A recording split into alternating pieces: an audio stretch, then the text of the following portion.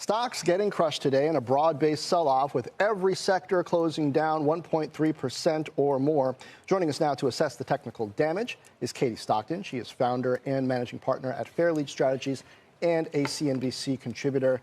Katie, welcome. So the S&P closed right at this long-term support level, and we are barely into earnings season.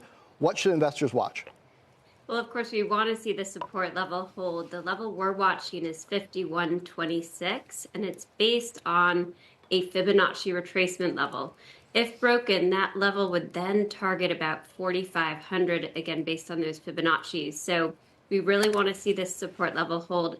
And for us, that means on a consecutive weekly closing basis, we see the level intact still. So it's not an intraday breach of support that we worry about, or even an intra-week breach of support, because that can be treated as just noise. But I will say that today's action was not good.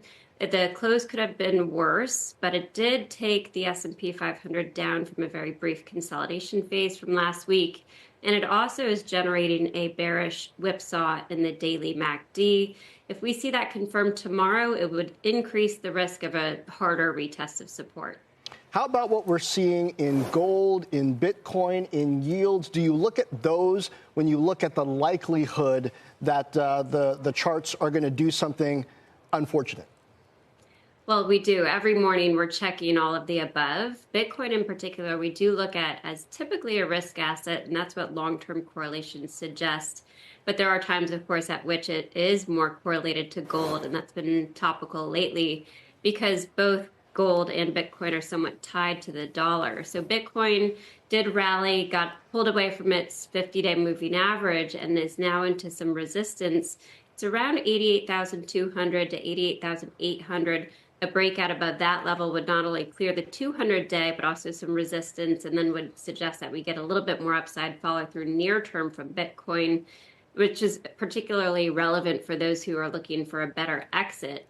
For the price of gold, of course, a very different chart, but the recent correlation has been there with Bitcoin as the dollar has weakened. And the gold chart is very strong. The uptrend still has momentum across time frames, and yet we have no way of deriving an upside objective based on the current trading. So the way we just kind of stay on the right side of the trend is by watching the moving averages. And for one, I like the 20-day moving average. It's pretty tight to the trend, and when it starts to roll over, we tend to see some consolidation develop. Yeah, I've seen a couple of traders today reference that gold chart as going almost parabolic in recent trading sessions. Given the fact that whether it's gold or whether it's Bitcoin or even whether it's the SPX right now, the weakening dollar and just how quickly it's been weakening certainly seems to be impacting investor sentiment more broadly. How closely are you watching that chart? And I guess what would you need to see there to know that maybe this is not turning into an uglier situation? It is pretty wild, the downside volatility from the dollar index. You would expect something a little bit more like a grind lower, but indeed it's taking out two tiers of support on the chart. So the dollar index does have a major breakdown pending confirmation. At the same time, we have some short-term counter-trend signals that we are watching very closely. They're shared by the euro on the flip side to suggest that we'll see a little bit of a relief rally for the dollar. That was not happening today. It was not confirmed, that signal today, but the likelihood is still there for that relief rally. It appears very overstretched to the downside in the same way that you could argue that gold appears overstretched to the upside. It's not usually reason enough to either add exposure or reduce exposure until you see those moving averages turn.